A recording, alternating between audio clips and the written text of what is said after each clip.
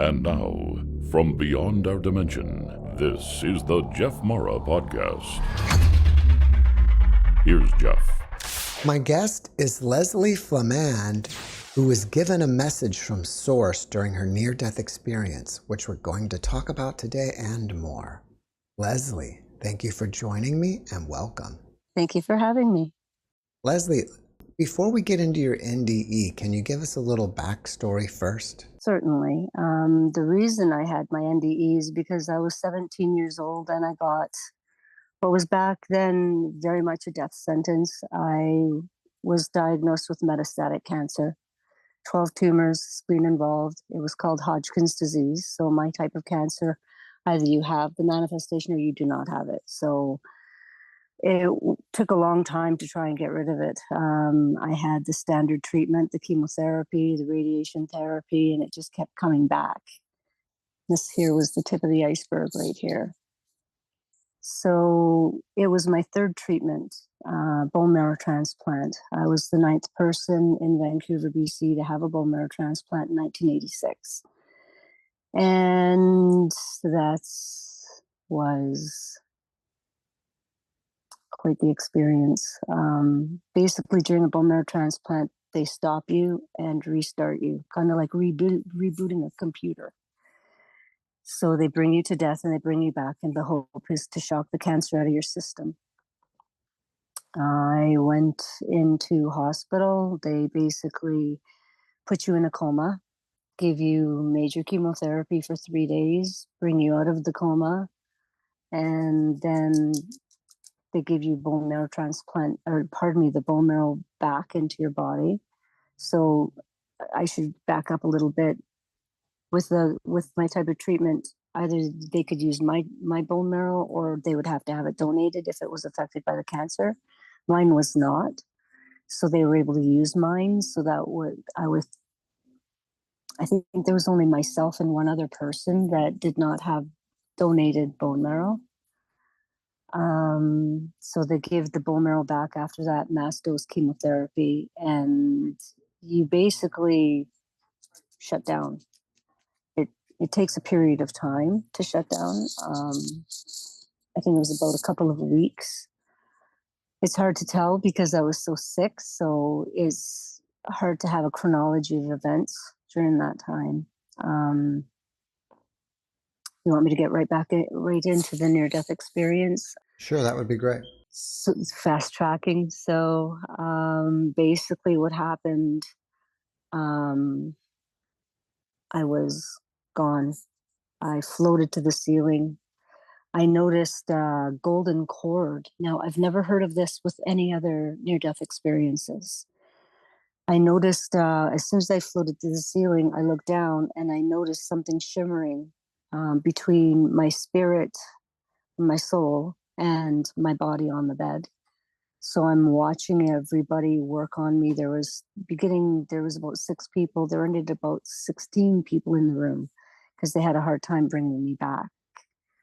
I see the golden cord. I see all the people flurrying around. I notice over on the wall, about 3.5, 4 feet on the wall, a tunnel appears. So as soon as I noticed the tunnel, it sucked me into there like a vacuum. The circumference, like it was dark. I remember the circumference of the tunnel. There were lights, like twinkly lights, all through the inside of the tunnel. Now everything is telepathic at that point. So I just knew it was other souls that were supporting and guiding my life. It took for eternity to get through the tunnel, oddly. At the speed of light, fast as can be. I noticed at the end, that's my dog, sorry. Sorry, Mr. Thomas. Okay. I noticed at the end of the tunnel, there was a blue-white light. And it just kind of fast tracks. So it's hard because there's no time, right? So there's no time in heaven at all. So I end up getting straight into the heavenly realm, and immediately everything is vibrating at a completely different level. I saw angels, but more in spirit. Everything is energy, and the spirit, I could tell there were many. There's like legions and legions, and everything was vibrating and um, celebrating the source and the creator of us all. The light, I noticed then the light and the flowers, like the everything was happening all in an instant. So it's when everything is just bombarding you like that, and you're noticing everything, and it's absolutely surreal. As soon as I got to heaven, I felt warmly accepted. Like here on earth, it's really hard to fit in and feel accepted. In heaven, you're home. It's where you belong, and everything is celebrating that you're there. From I remember smelling flowers. The heavenly flowers were just and Technicolor. I mean, everything was just you can't describe with earthly words the heavenly experience. It's impossible. So I'm noticing the source of us all coming to me, and I'm taking everything in at once, and everything's vibrating, and I'm celebrating with everything. And because you're back home, so there's love, acceptance, warmth, compassion. You're just totally celebrated because you made it, you know, you made it back home.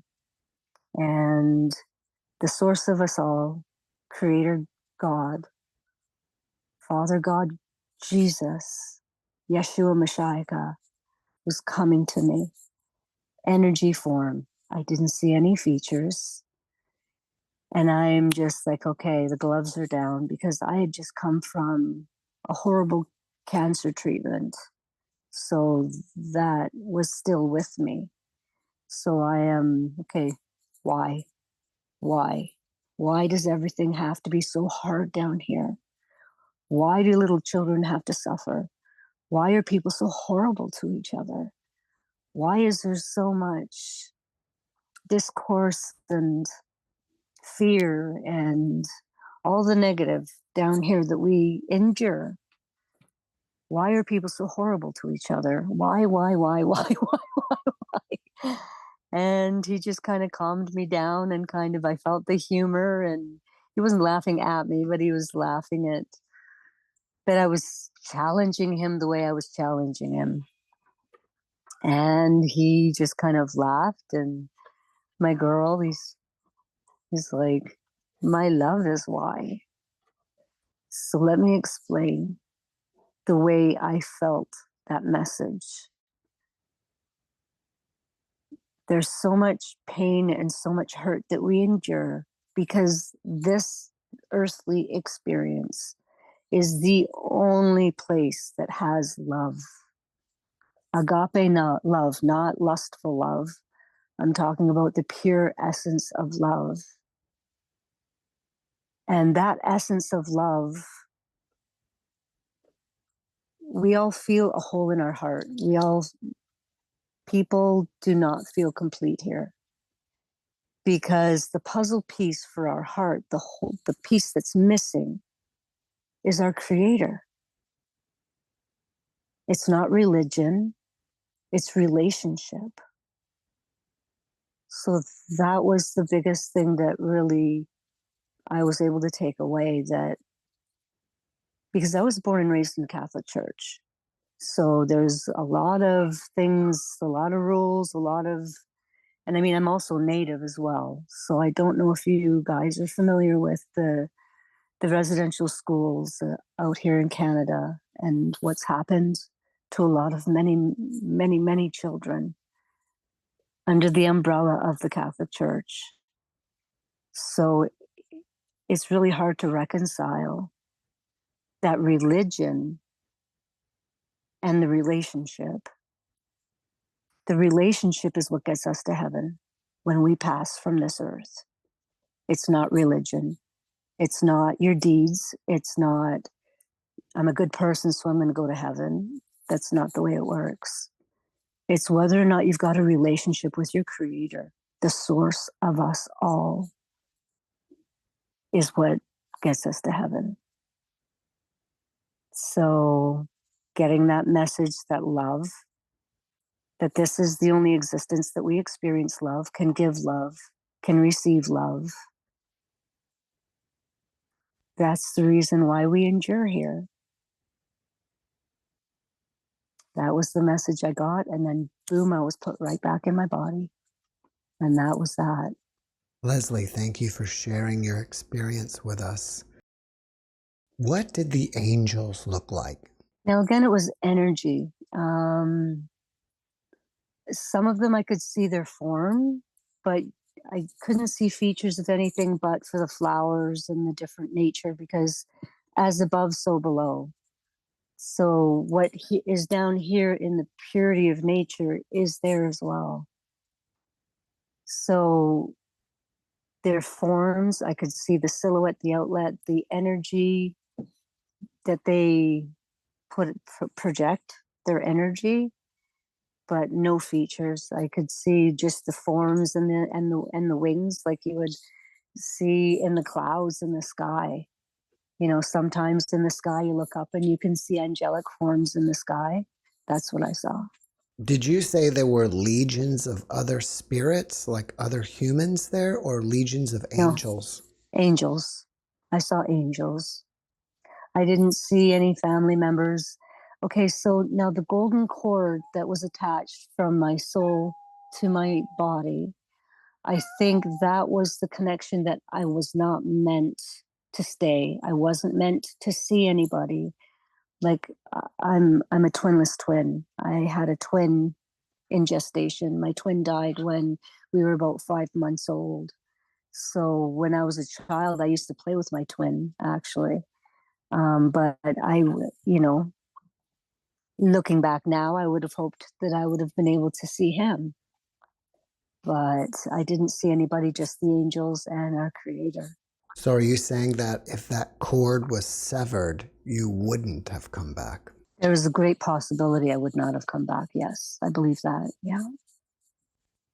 If you could, That was keeping me, that was tying me to my body. if you could compare the reality of the other side to this side, how would you do that?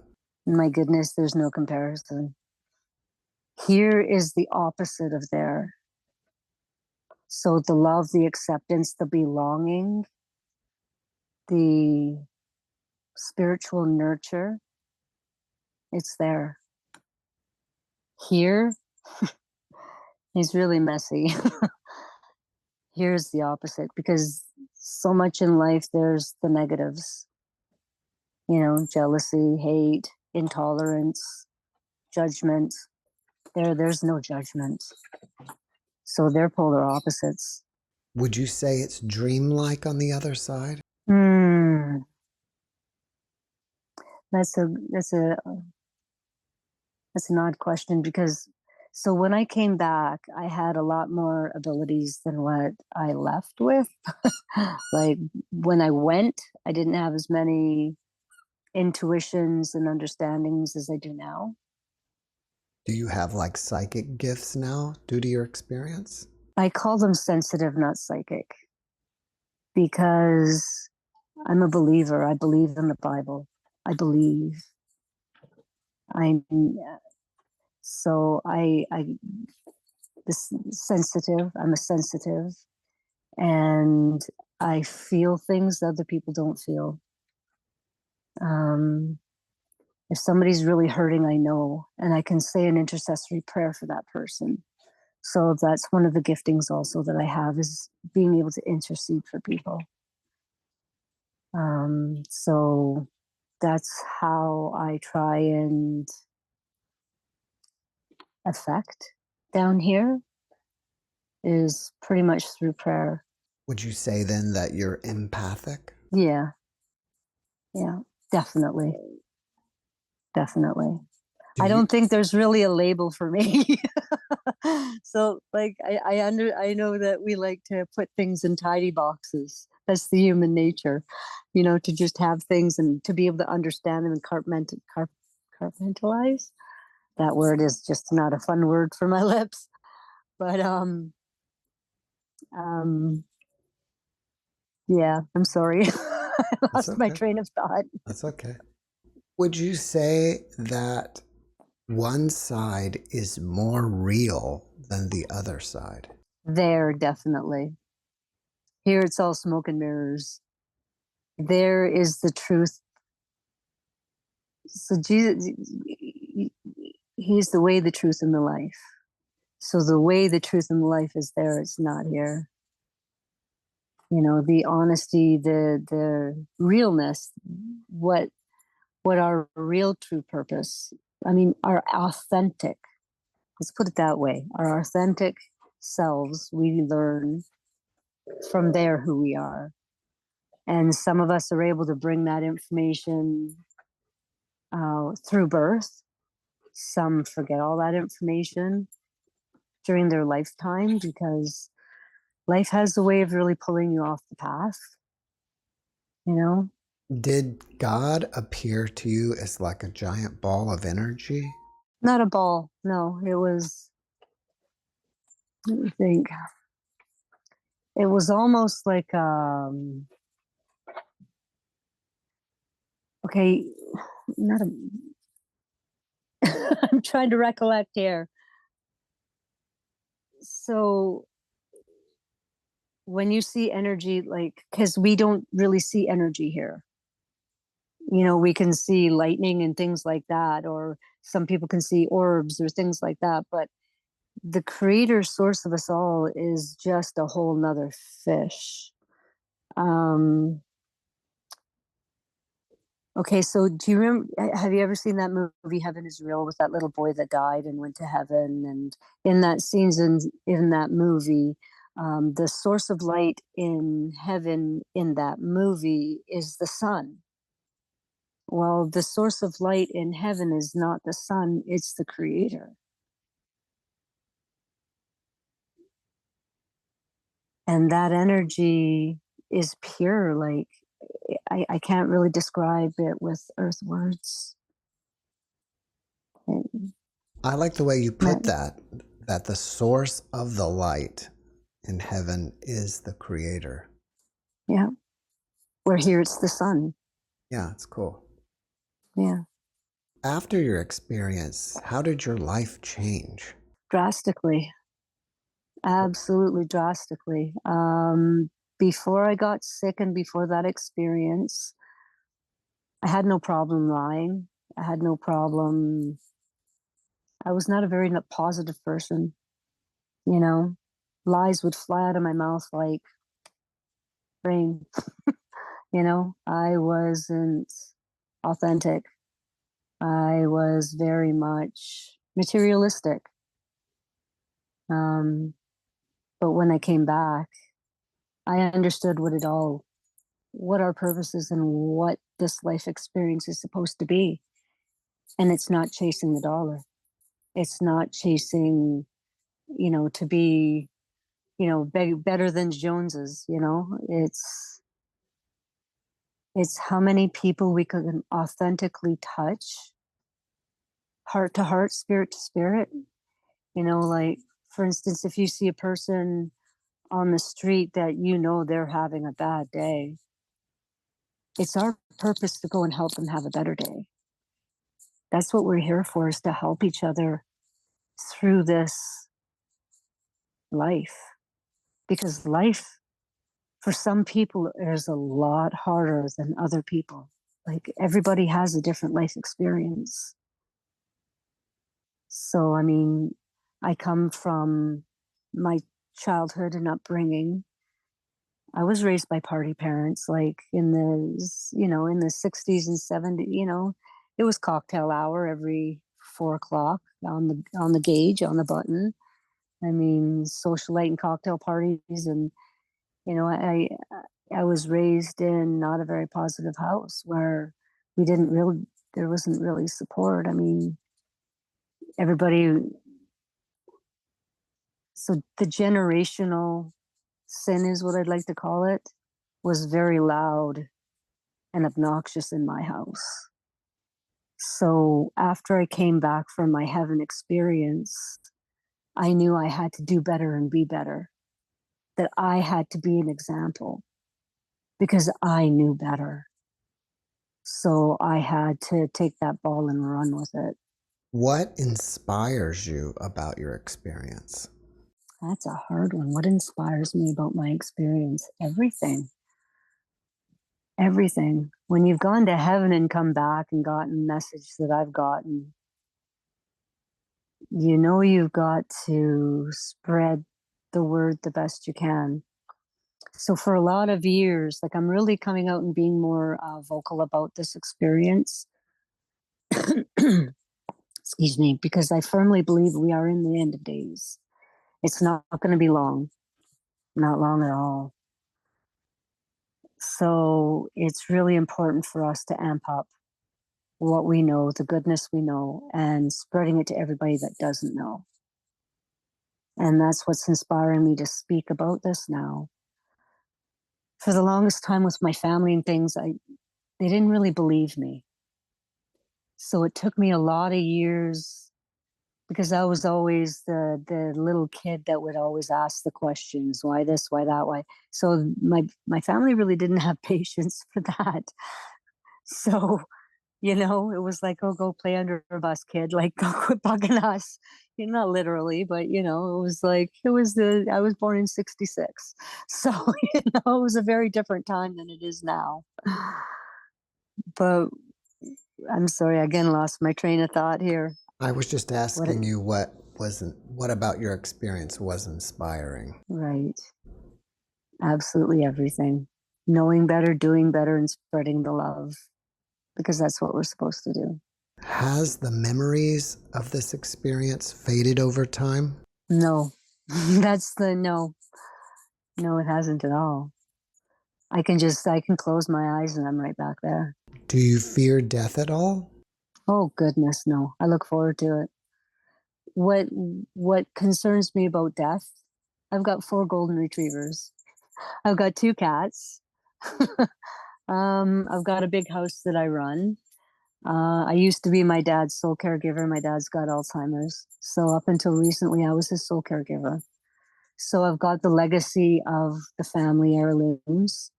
Um, so that's the only thing that concerns me. But I had a little chat with my nephew. My nephew lives with me now. So had a little chat with him last night, and he's willing to take on the responsibility of making sure everything goes to whoever it needs to go to in the family. So I don't have any concerns anymore.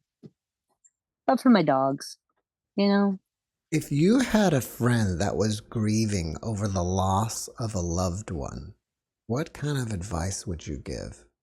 I have done many, many, many, many a time. Our flesh suits are the things that fall away. Our spirit endure forever. We are eternal. So we will be back together with that loved one again. We are energy. They are energy.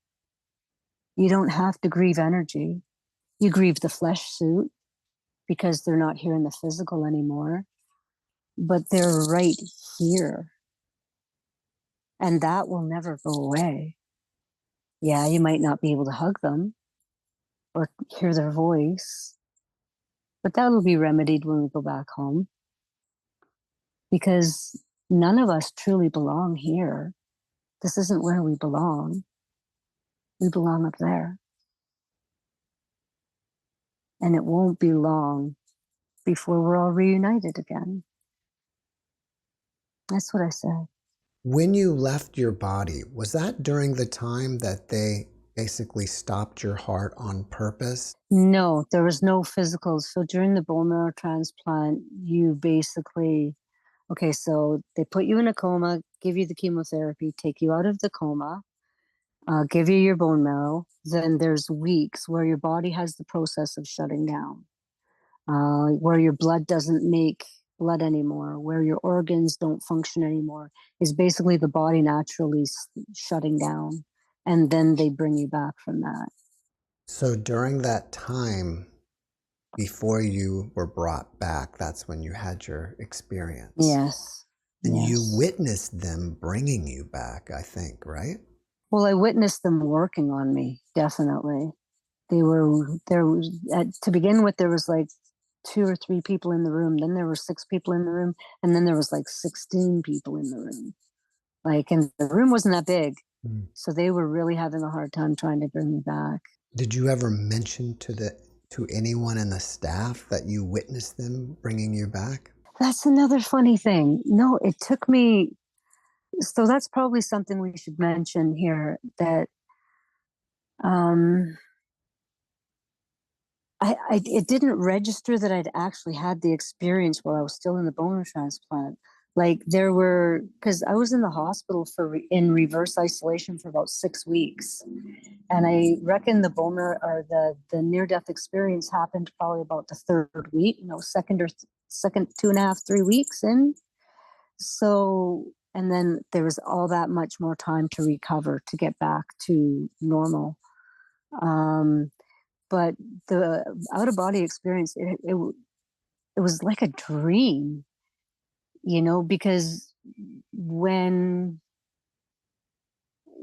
I was in the coma, I remember distinctly it was like I was in a fight for my life and I was being chased and somebody was strangling me. I was projectile vomiting so much I couldn't get air to breathe. So the fabrics of those, whether they were dreams or not, I had a really hard time. And after the experience, after the near death experience, my dreams were so catastrophic. Like, I wasn't sleeping for a period of time because my dreams disturbed me so much that I had to ask the creator that I wouldn't remember them. So, and I don't remember my dreams very often at all. So, the dream state and the near death experience kind of mesh and fabric into each other during that whole time. So it wasn't actually maybe 5 years later that flashbacks started to come to me. And I remember, okay, and that's another thing. The doctors told me I'd had so much treatment that I would never have children. So they figured they had sterilized me. And that was my one happy thought getting through cancer, was the hope of a family someday. Because I've always loved children. Like, I was always the babysitter. Like, I've always loved children. And I would later become a noon hour supervisor. So I was for a local school. So I was in charge of 125 children at once. So I've always had an affinity for kids. So are you saying that in real life you were vomiting, but you were dreaming that somebody was strangling you? Yeah. They were trying to strangle the life out of me. Hmm. Yeah. Interesting. Yeah, that was during, because they gave. So I understand that I got too close to the surface because they gave me drugs to put me in a coma. So I guess they didn't get that drug fast enough to put me back under. Yeah, but dreams. I mean, I've always had a really hard time with dreams. That's why I kind of smiled when you mentioned dreams earlier, because after the near death experience, like, I was seeing World War III kind of mushroom nuclear war. I was seeing all sorts of things that. So I asked Creator God, please, I'll help. Like, because I firmly believe when we sleep, He calls us and help in other places and other spaces. So if there's like a tragedy or a catastrophe somewhere, if He needs extra souls that will help people, that He uses those souls during their dream time. And that's another thing, being native with the dream time and not remembering dreams now. It's a bit of a conundrum, but you know, I don't know. Would you say that this vomiting episode happened after the NDE? No, it was before, way Hmm. before, way before. So they 2 weeks before you go in for the bone marrow transplant, they harvest your bone marrow out, and they gave me what was called Hickman-Broviac lines, and these lines were tubes sticking out of my body that were attached near an artery near my heart that I would have to maintain before I went into the hospital. And it was a large enough venal space where they could withdraw blood to check my blood levels and give me chemotherapy or give me supportive care. So that was 2 weeks before you go in. Then when you go in, it was December 28th, 1985. I went into the hospital.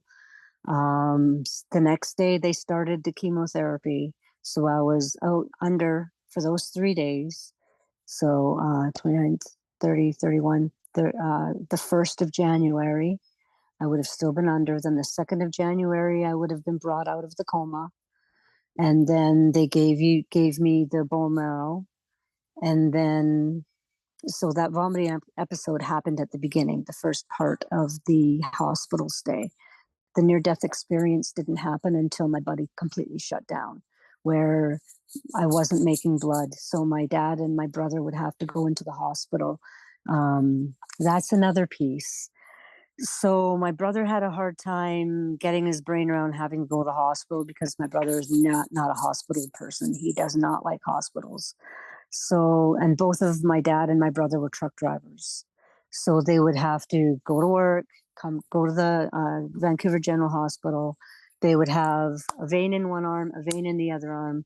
They would take platelets out of one arm, put it in a machine, get the platelets separated, and give them the blood back in their other arm. And then they'd have to go work and maybe hand bomb God knows how much product because they were both grocery haulers. So my brother eventually, I think by the 4th day, my brother was helping and going to the hospital. But for those 4 days, there was an anonymous donor of the blood. And unfortunately, back in the 80s, this was 1986, they weren't testing blood for tainted. They had the technology, it was too expensive. So they could have tested the blood, but they didn't test the blood. I ended up with Hep C. So I had the type of Hep C that it has the 65% chance of going to liver cancer. So I was infected with Hep C. I didn't find out until I had my second child. That's another thing. I ended up having 2 children, miraculously. That's great. Yeah, miraculously, because that was my happy thought, getting through cancer. But it was when my second child was a baby that I found out that I was Hep C positive. So then that ended up in a kerfuffle because I ended up getting very sick very quickly. I was diagnosed with the Hep C in 2000 with the antibodies. By 2015, my liver gave up and my liver decompensated and I was put on the liver transplant list. So I've gone through a lot medically my whole life. And unfortunately, I have medical PTSD because I've been through way too much. But I was able to bring my liver back without transplantation, which is another miracle. So I've had a series of miracles in my life. That's amazing. Yeah. Well, There go I through the grace of God. in your opinion, what is the best way to connect with Source? Prayer through the book. The Bible is really hard to read, and I get it. But He'll lead you. He'll help you. When you have those questions and those desires to know, the information will come. The best way that I know, the best way is relationship. It's not religion. It's relationship. Heart to heart, you've got to talk to the creator source just like we're talking right now. Because he knows everything already, but he's waiting for us to communicate with him so he can divulge. He's a gentleman. He's not going to push himself in. We were given free will and free choice to live as we choose. He wants us to have a relationship with him, heart to heart, talking as we're talking, He wants that relationship with us more than we want the relationship with him. All we have to do is reach out and authentically, heart and hand, apologize for the messy things that we've done, because we are a mess. Humans are messy. We are. We A lot of people have a problem with the word sin. That's why I say messy. Our egos are pretty. We got to get control of our ego, because we're not all that or the bag of chips. We've got to heart and hand, authentically say that, communicate, pray, and be open. After watching this podcast, people may want to reach out to you and ask you questions. Are you open to that? Of course. Of course. What's the best way to reach you? Boy, I don't know.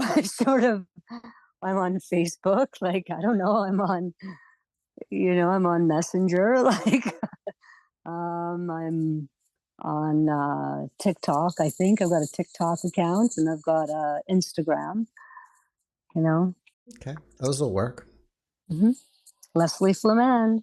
Leslie, before we finish up, can you leave us with one last positive message? Believe in yourself. The world does not have you cornered, and the world does not know you. Only your creator source knows you authentically. Don't believe the labels, because you're not what they say. Believe in your heart. Believe that there is a plan for everything. And we're all here for a reason. There's no mistakes with anybody. We are all here for a reason. And I believe that reason is to love each other and to take care of each other. And unfortunately, life has kicked us off that path and that purpose. But this is just a little reminder that you matter, you are worth it, you are worthy, and you are wonderfully made. Leslie, thank you for that message, and thank you for being my guest. Thank you for having me. Thanks for watching the JeffMara podcast. I really appreciate you. Another way to show support is through YouTube memberships. And if you do, there are loyalty badges and other perks depending on your level of membership. All you need to do is click the join button underneath the video to find out more. Thank you for your support.